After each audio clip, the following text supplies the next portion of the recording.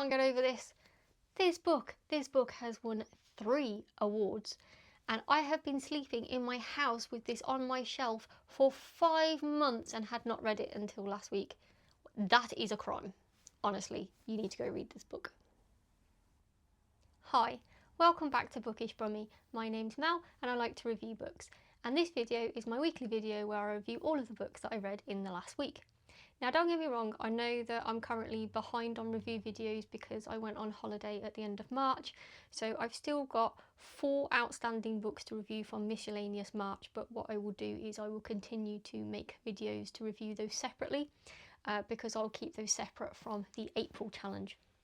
So probably later this week you'll probably get a video with another 2 of the books reviewed, and then next week you'll have the final video with the next 2 books reviewed from miscellaneous March, and then that should wrap that up. So for April, I have not yet introduced the challenge to you of what I'll be doing through April, although I have hinted that with a post that I did earlier this week that I read We Begin at the End by Chris Whitaker. So what I'm doing for April is I'm doing award-winning April.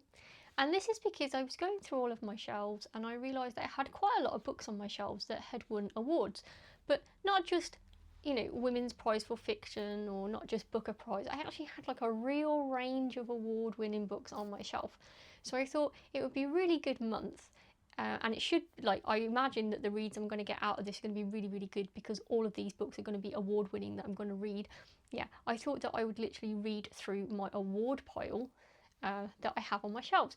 So I wanted to do this because I wanted to avoid buying any more books. I've bought quite a lot of books recently, so I want to try and get through April without buying any more. And I can very easily do award-winning April by just looking at my bookshelves and taking books off there. So the range of awards that I've currently got on my shelves, I've got books that have won the Crime Writers Association Award, which is an award in the UK which is given for the best crime novel of the year, and that's called the Gold Dagger Award. And that's actually what We Begin at the End by Chris Whitaker won. I do have another couple of books that have won this award as well. One of those that I read was The Axeman's Jazz by Ray Celestin. I read that last year and it was an absolutely outstanding read, and he had won that award, so I was really keen to read another book that had also won that award. But then I also have another couple of books on my shelf that have the award that I haven't won yet, so they may turn up in this challenge as well. I've also got plenty of books which have won the Women's Prize for Fiction, also the Booker Prize, the International Booker Prize, the Pulitzer Prize, the Nebula Prize for science fiction books. So yeah, we've got quite a range going on, so I think it will be a really, really good month because not only will I have a range of award-winning books, but I'll also have a range of genres, I think. So yeah, keep your eyes peeled. Because that's what basically my weekly reviews are going to be throughout April, is all award-winning books. So let's start off with the one that I started the month off with, which is We Begin at the End by Chris Whitaker. Now, the start of the month I think was actually last Wednesday and today's Monday, so we haven't quite had a full week, but I've still managed to read quite a lot in that time, and I absolutely flew through this. I mean, this was absolutely an amazing read. So this was published in 2020. And then by 2021, it had won, as I said, the Crime Writers Association Gold Dagger Award, which is given out by that body. They've been awarding people since 1960 for outstanding crime novels, so this won that one. It also won the Theakston Old Peculiar Crime Novel of the Year award as well, which is in 2021. So Theakston Old Peculiar is a brewery, so I think that they must sponsor a crime writers award as well, so this won that. And then it also won the Ned Kelly Best International Crime Award in 2021 as well. So this book won 3 awards in 2021, literally a year after it was published. So I had, as I said, really high hopes for this one going in. I'll also mention that the other year Chris Whitaker wrote a novel called All the Colours of the Dark, which I read at the beginning of last year, and that was the first time I'd read a Chris Whitaker novel, and I thought that novel was absolutely outstanding. So yeah, I was very, very excited to see what would happen in We Begin at the End. So essentially this is, as I said, a crime thriller novel. It's also a bit of a whodunit murder mystery, and it's also written in the style of literary fiction. And I think that's the one thing, again, that I always say that stands out to me about Chris Whitaker. He does write thrillers and he does write mysteries, but his prose is absolutely beautiful, and like his characters are always really, really deep. They're always really detailed. They always have a lot of growth throughout the novel, and you know, he's not writing popcorn thrillers. He's writing, you know, they're like basically literary fiction thrillers. So really, really high standard of work from Chris Whitaker, and this is the second novel that I've seen that in now. So the gist of this story is that we start off with Chief Walker, who is the sheriff of a small town in America called Cape Haven. And the sort of prologue to the story starts off when he's actually a young man, or say he's like a young teenager really, and they're searching for a missing girl, and then they find her and she is deceased on the side of the road. And then we actually cut to the main novel, and it's actually gone forward a few decades, and Chief Walker is actually an adult and he's the sheriff of this town. And essentially nothing has really changed in the several decades since they found that little girl's body up until now. All the same people kind of live in that town, and that town was like absolutely rocked by the death of that little girl. And one of the men who basically went to prison for that was Chief Walker's friend. So he's also trying to get over the fact that, you know, somebody who he thought he knew, his friend, had been put away for murder. What then essentially happens is that Chief Walker has sort of been looking over this family where this little girl had sort of died from, and the descendants of her family are also not really coming to terms with her death very well, and this has then affected the subsequent children that have been born into this family. So there's nothing really massive going on in the town of New Haven, so Detective Walker does spend a lot of his time, to be honest, just checking out on, you know, this family and the alcoholics that are in it, and making sure that they get home okay and that their children, you know, are fed properly and things like that.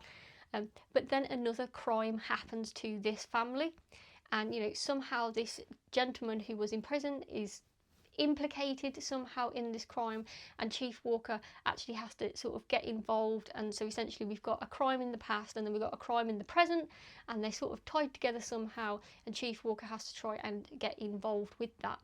The thing is, because he's from a small town, you obviously have like the big city police force coming in when like a murder happens, and they don't really trust him to do any of the legwork, so they take over the investigation completely.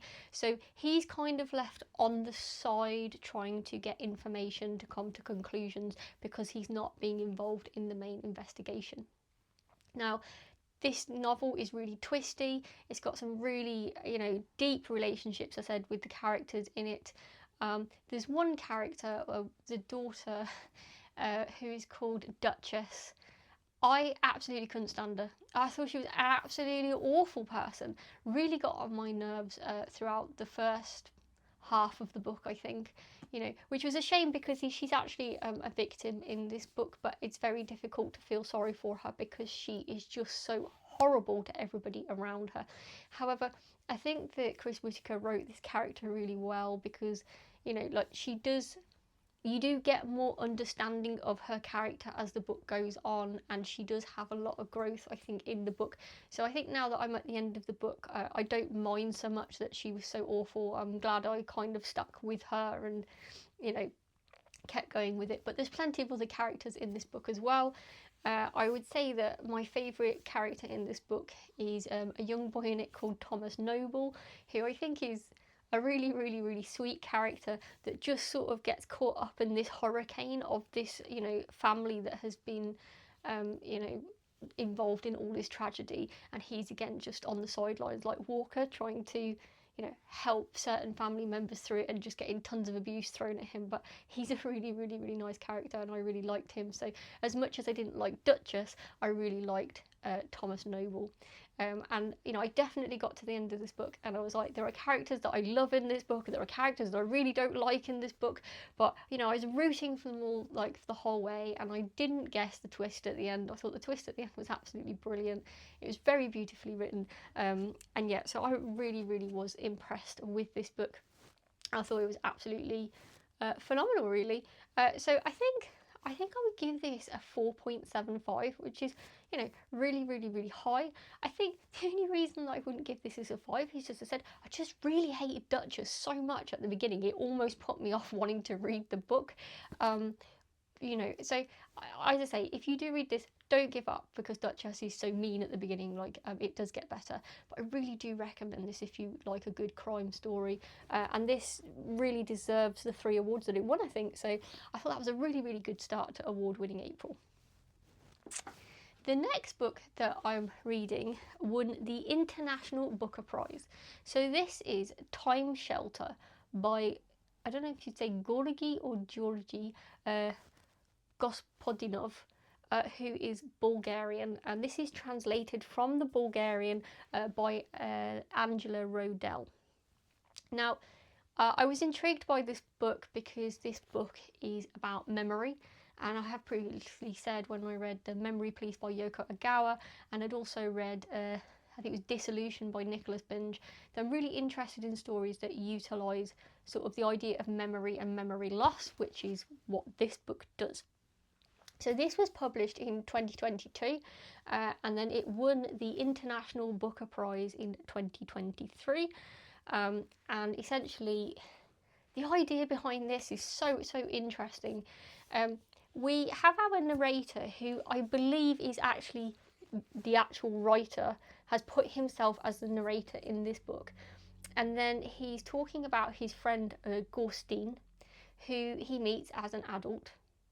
And essentially through this book he's doing work with Gorstin, which mainly starts in Zurich in Switzerland.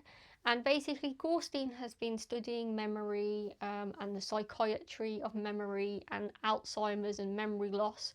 And he has this idea where he says, you know, we should start a clinic. And he wants to start this clinic basically. And on each floor is a different time in the past. So they start off with creating like a kitchen from like 1950s or something, and then like a living room like attached to that, and they really go into all the little details by printing out the actual newspapers from that time to leave them on the table. If there's any cigarettes from that time, they'll find the specific ones from that time and leave them in the room. All of the decor comes from that time or is mimicked to look exactly and feel exactly as it would have in that year. And the point of creating these time capsule rooms is so that those people who have Alzheimer's, and essentially they're regressing back in their memory, it's to make them more comfortable. So they come to the clinic initially for a few hours, and then that goes into a couple of days, and then some of them actually come to stay there for like a set period of time, like a month or up to 3 months. And it's so that they, you know, they may have like forgotten the present day that they're in, and they might not recognise the people in their life around them. But if they are put into a time capsule, if you like, back for when they were actually younger, which is the time when their memory is actually, where their memory is actually at that point, it actually makes them happier. They improve more in their speech. You know, and their loved ones come to visit them, and actually further on into the book then the loved ones come to actually stay with them in the clinic. And it gives people's loved ones like maybe another year or two of having a coherent conversation with a mother or a father or a partner who is succumbing to basically this kind of memory loss, which is brought about by Alzheimer's. So this is like absolutely fascinating. But this basically goes on and on and on, and basically they push this idea past, you know, ill people, and then the idea comes like where the government want to get involved with this idea, and it's not necessarily sick people who are now inhabiting these clinics, and it's not necessary for a couple of weeks this time. And this is where this novel gets really, really interesting. And I think that one of the things I really appreciate this novel is that it talks about different countries. So obviously 1950s Britain is going to be a completely different situation to 1950s Bulgaria, which is obviously where Gospodinov is from. And then obviously 1950s Germany is going to be completely different again.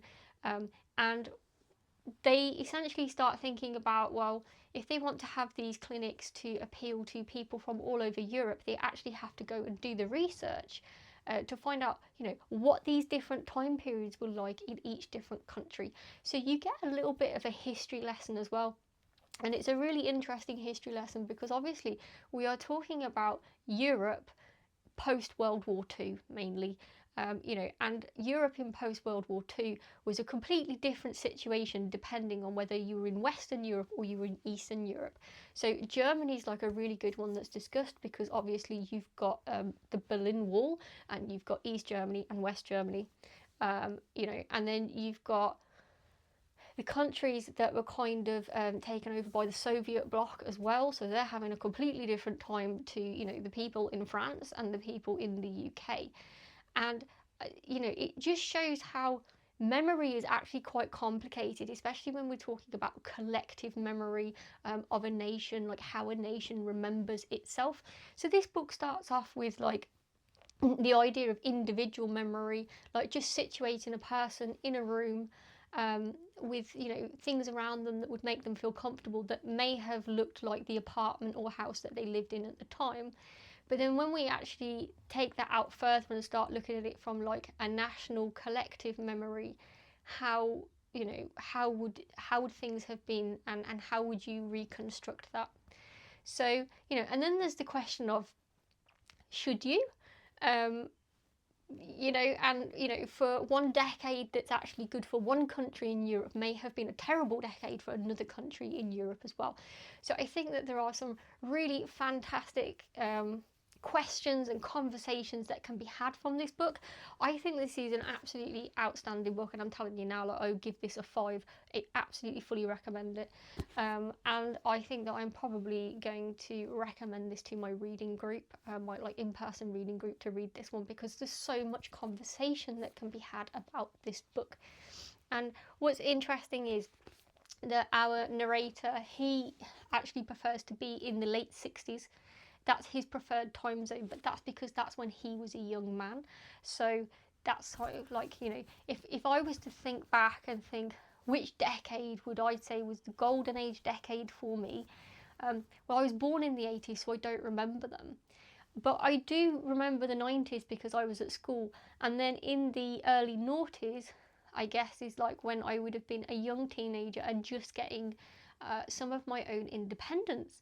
So it's probably round about that time that I would potentially choose to go back to myself if I was going to, because that's when I was young, and that's sort of the age that he would have been in the late 60s, which is the time zone that he kind of would go back to if he could, or that he's comfortable in.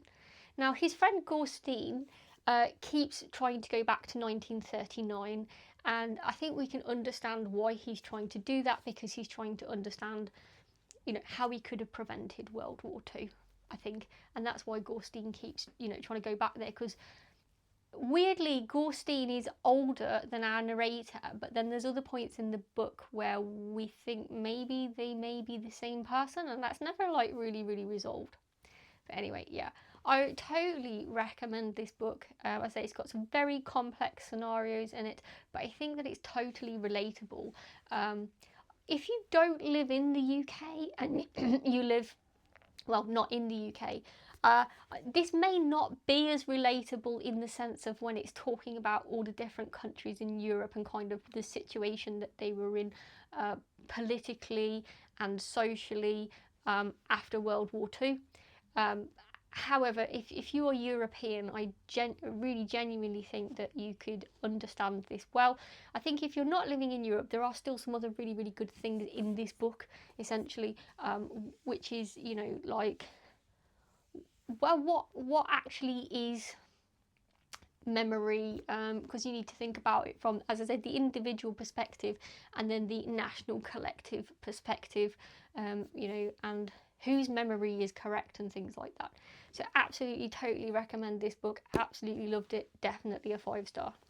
So this is a really good start to April, I'd say. So I'm really glad I'm doing this award challenge, because so far I've had 2 really, really, really good reads.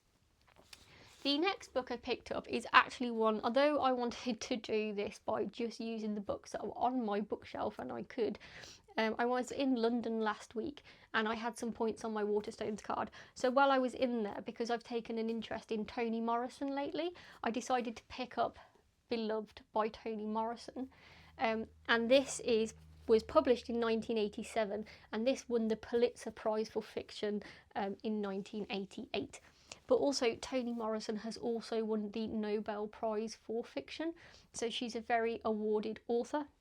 And this is why I've had interest in her, but I have not actually yet read any of her books. So I bought Jazz a few weeks ago, which is actually the second one to the Beloved trilogy. So this is the first one, but this is like the overall book that I think cemented Toni Morrison's career, because she won the Pulitzer Prize for it. And yeah, this is a foundational text of hers, I think. So this was the third book that I've picked up to read, and at the moment I'm about, I don't know if you can see that bookmark in there, but I'm about a third of the way through in this now. So I'm not really going to say too much about it, because I think at this point it's really difficult to judge it. I'm pulled into the book and I'm intrigued by the story, but I can't exactly say that I'm enjoying it, if that makes sense. But I think that's because the subject matter is so serious and so sad. I think it'd be weird if I did say I enjoyed it, but I'm definitely pulled into this story and wanting to understand, what our main character has gone through. So I will say more about this next week when I have finished it.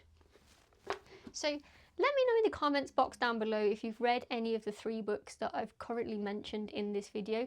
I say I'm having an absolutely great time so far, and I think award-winning April is going to be an absolutely fantastic month for reading. So we're probably, after this month, we're probably going to struggle actually, because I think that, I'm going to have so many good reads because they're all award-winning in this month. It's going to be hard to move on from this month, I would think, after this, when I go back to non-award-winning books. Not to say that they're not any good, but I think when you read so many good books back to back, it's then really difficult to then enjoy another book afterwards. But we'll see, because I've also read some award-winning books in the past that I've really not liked at all. So Orbital by Samantha Harby won the Booker Prize, I think it was last year or the year before, and that really wasn't my thing. So I have given that book away. And there was also How to Win the Time War, won like the Nebula Prize science fiction or something, and I can't remember who wrote that, but I really didn't get on with that one either. So yeah, I've given that one away as well. So award-winning doesn't necessarily mean I'll enjoy it. However, I've got a good idea that most of the ones I'm going to read for this month, I probably am going to enjoy, to be honest. So yeah. If you've enjoyed this video, please give me a thumbs up, and if you would like to see my future content, especially for the rest of award-winning April, then please subscribe to this channel. Thanks for watching this video, and I look forward to seeing you soon. Bye!